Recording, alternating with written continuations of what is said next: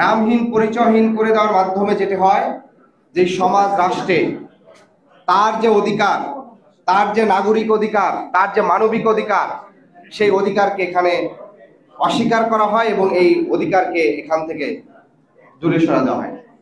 মানে শ্রম সংস্কার কমিশন থেকে প্রথম যে দাবি জানানো হয়েছিল, রাষ্ট্রের সকল শ্রমিকের একটি কেন্দ্রীয় ডাটাবেস করতে হবে, প্রত্যেক শ্রমিকের শ্রমের স্বীকৃতি এবং ন্যূনতম জাতীয় শ্রম মজুরি বোর্ড গঠন করতে হবে।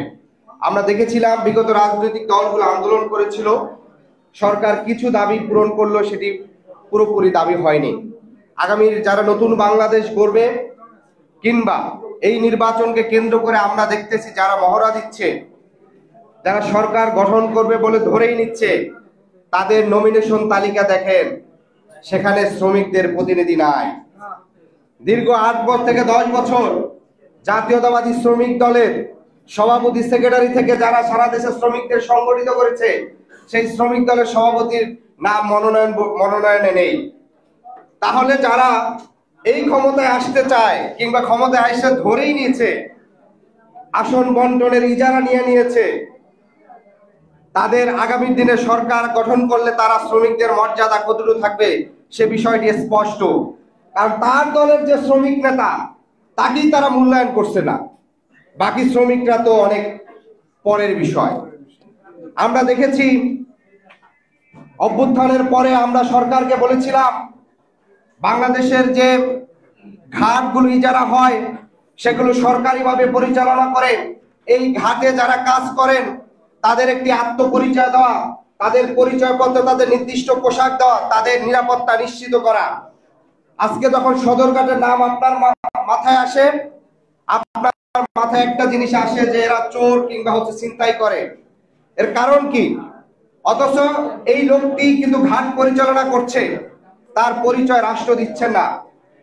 আমরা দেখেছি সেই পুরনো পদ্ধতিতে সদরঘাটের ইজারা নিয়েছেন শ্রমিক দলের ঢাকা উত্তরের সাধারণ সম্পাদক থেকে আহ্বায়ক, মেয়র ইশরাকের ছত্রছায়ায়, আর তাদেরকে এনে নগর ভবন দখল করে তিনি জোর করে মেয়রের চেয়ারে বসতে যাচ্ছেন।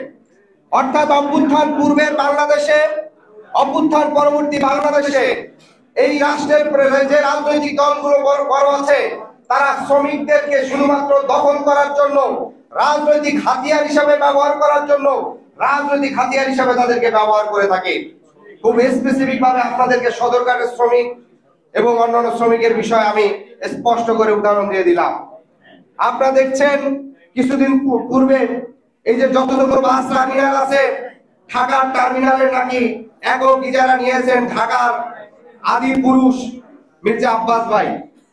তিনি গর্ব করে বলেন তার দাদা থেকে তার দাদা সবাই ঢাকার গাবতলী থেকে শুরু করে, গাবতলী না ওইদিকে বাস টার্মিনাল গুলো তারা দখলে নিয়েছে। এই হচ্ছে অবস্থা। আমরা যখন শ্রমিক সংগঠনগুলো ফ্যাসিবাদের সময় যারা দায়িত্বে ছিল তাদের পরিবর্তনের আহ্বান জানিয়েছি। আমরা দেখেছি শ্রম মন্ত্রণালয়ের ডিজি বিএনপির সাথে কারসাজি করে বিভিন্ন শ্রমিক ইউনিয়নের যে কমিটিগুলো পূর্বের ফ্যাসিস্টদের রেখে দিয়ে বিএনপির সাথে এক ধরনের নেগোসিয়েশন করে সেই কমিটিগুলো দখল করেছে। কোন কমিটিতে সঠিকভাবে ইউনিয়নগুলোতে নির্বাচন করতে দেওয়া হয় নাই, বরঞ্চ তারা সেগুলো দখলদারিত্ব করেছে। অতএব এই রাষ্ট্রে যদি শ্রমিকদের অধিকার প্রতিষ্ঠিত করতে হয়, তাহলে শ্রমিক, ছাত্র, শ্রমিক জনতা গড়ে তোলো একতা। আমরা যে স্লোগান দিয়েছি, সেই ছাত্র, শ্রমিক এবং জনতার মাঝে একটি ভ্রাতৃত্ব গড়ে তুলতে হবে। শ্রমিকদের নিয়ে আমাদের যে দৃষ্টিভঙ্গি, বিশ্ববিদ্যালয়ের শিক্ষার্থীদের যে দৃষ্টিভঙ্গি, ছোটবেলায় বেড়ে ওঠা যে শিশু একটা শ্রমিক সম্পর্কে যে দৃষ্টিভঙ্গি নিয়ে বেড়ে ওঠে, সেটার জন্য আমাদেরকে কাজ করতে হবে। বিশ্ববিদ্যালয়গুলোতে ছাত্র শ্রমিকদের মত বিনিময় সভা করে তাদেরকে দৃষ্টিভঙ্গি পরিবর্তন করতে হবে। কারণ আপনারা দেখবেন কিছুদিন পর পরই শিরোনাম হয় যে জাহাঙ্গীরনগর বিশ্ববিদ্যালয় অত বাস আটক, ঢাকা বিশ্ববিদ্যালয়ের শিক্ষার্থীদের সাথে অমুক বাস কোম্পানির হাতাহাতি। এই যে একটা বিশ্ববিদ্যালয়ের শিক্ষার্থীর সাথে একটা শ্রমিক বাসের কন্ট্রাক্টরের যে বিরোধ বাজে সংঘর্ষ হয়, এটা কিন্তু শ্রমিকদের নিয়ে আমাদের রাষ্ট্রের, সমাজের দৃষ্টিভঙ্গির একটি বহিঃপ্রকাশ। অর্থাৎ শ্রমিককে সে কি হিসাবে দেখে, শ্রমিককে সে মানুষ হিসাবে দেখে কিনা।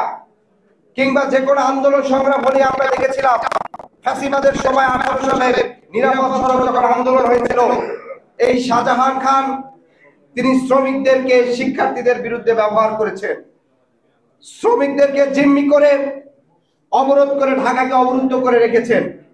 ফলশ্রুতিতে আগামী দিনে রাজনৈতিক দলগুলোকে এই শ্রমিকদেরকে হাতিয়ার হিসাবে, রাজনৈতিক হাতিয়ার হিসাবে ব্যবহার করার জায়গা থেকে সরে আসতে হবে। বাংলাদেশের যেসব জায়গাগুলো শ্রমিক ঘন এলাকা, সেই জায়গাগুলোতে রাষ্ট্রীয়ভাবে নীতি নির্ধারণ করতে হবে। সেগুলো পরিচালনার ক্ষেত্রে সেগুলোকে শুধুমাত্র রাজনৈতিক দলের শ্রমিক নেতাদের কাছে ইজারা না দিয়ে বরং রাষ্ট্রীয়ভাবে তাদের জীবনমান রক্ষা, সঠিক সেবা এবং সবকিছু নিশ্চিত করতে হবে। আরেকটি অনুরোধ করব, আপনারা দেখবেন এই নির্বাচনকে কেন্দ্র করে যেসব দলে যাদেরকে নমিনেশন দেওয়া হচ্ছে তাদের বাসা বাড়িতে গৃহকর্মী রেখে তাদেরকে নির্যাতনের ঘটনা আছে কিনা। তাহলে একটি রাষ্ট্রের, একটি দলের কাদেরকে সংসদে পাঠানোর জন্য মনোনীত করছে, সে তার বাসায় যদি গৃহকর্মীকে নির্যাতনের ঘটনা ঘটে থাকে, কারণ ঘটনা ঘটলেও সেটি মিডিয়া আসে না, আর ওই গৃহকর্মীর পক্ষে মিডিয়া কি সেই জিনিসটা তার পক্ষে জানা সম্ভব হয় না। আমরা দেখেছিলাম যে ডেইলি স্টারের এক উপসম্পাদক, তার বাসায় গৃহকর্মী হত্যাকাণ্ড হয়েছিল, সেটি নিয়ে আমরা সুশীল সমাজের অনেককেই চুপ থাকতে দেখেছি। ফলশ্রুতিতে এই রাষ্ট্রে রাজনীতিবিদ থেকে শুরু করে বুদ্ধিজীবী প্রত্যেকেই শ্রমিক নির্যাতনের ক্ষেত্রে কিন্তু তাদের একই দৃষ্টিভঙ্গি। ফলে আগামীর বাংলাদেশে শ্রমিক বান্ধব, শুধু শ্রমিক বান্ধব নয়, বাংলাদেশের প্রত্যেকটি নাগরিক হিসাবে তার আত্মপরিচয়, তার অধিকার প্রতিষ্ঠিত হবে। জাতীয় শ্রমিক শক্তি আগামী দিনের সেইটার জন্য কাজ করবে, সেই আহ্বান জানিয়ে আমার বক্তব্য শেষ করছি।